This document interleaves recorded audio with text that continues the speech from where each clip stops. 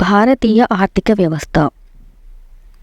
పెట్టుబడిదారీ ఆర్థిక వ్యవస్థలో డిమాండ్ ఆధారంగా ఉత్పత్తి జరుగుతుంది మరియు అది కొనుగోలు శక్తి ఆధారంగా పంపిణీ చేయబడుతుంది. ప్రజలకు వనరులు అంటే మాత్రమే పెట్టుబడిదారీ సమాజం వస్తువులను కొనుగోలు చేయగలదు. ఇందులో దేశం పాత్ర లేదు. స్వాతంత్ర్యం వచ్చినప్పుడు భారతదేశంలో పేదరికం మరియు అసమానతలు ప్రబలంగా ఉన్నాయి కాబట్టి అది నిర్మూలించబడింది. ఈ రకమైన సమాజం జవహర్లాల్ నెహ్రూకు నచ్చలేదు. ఎందుకంటే దీని అర్థం దేశంలో చాలామంది వారి జీవన నాణ్యతను మెరుగుపరిచే అవకాశం లేకుండా వెనుకబడిపోతారు. సోషలిస్టు సమాజంలో సమాజ అవసరాలకు అనుగుణంగా ఏ వస్తువులను ఉత్పత్తి చేయాలో ప్రభుత్వం నిర్ణయిస్తుంది. దేశ ప్రజలకు ఏది మంచిదో ప్రభుత్వం భావిస్తుంది మరియు అందువల్ల వినియోగదారుల కోరికలకు పెద్దగా ప్రాధాన్యత ఇవ్వదు. ఉత్పత్తి మరియు పంపిణీకి సంబంధించి ప్రభుత్వం నిర్ణయాలు తీసుకుంటుంది.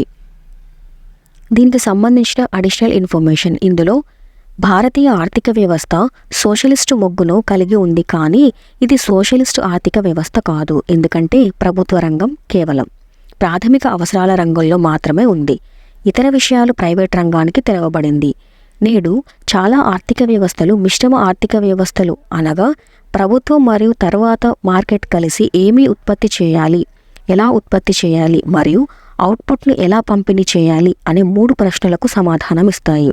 మిశ్రమ ఆర్థిక వ్యవస్థలో మార్కెట్ బాగా ఉత్పత్తి చేయగల ఏవైనా వస్తువులు మరియు సేవలను అందించగలదు మరియు మార్కెట్ విఫలమైన అవసరమైన వస్తువులు మరియు సేవలను ప్రభుత్వం అందిస్తుంది.